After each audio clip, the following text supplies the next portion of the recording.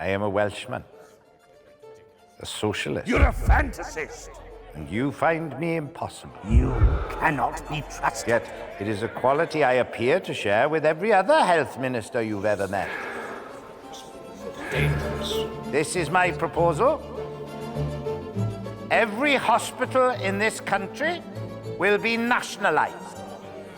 I will build more hospitals, better hospitals, where there is need rather than where there is money. You want the doctors to be servants of the state? You create the greatest healthcare crisis in the history of the country. Every doctor will work for this service.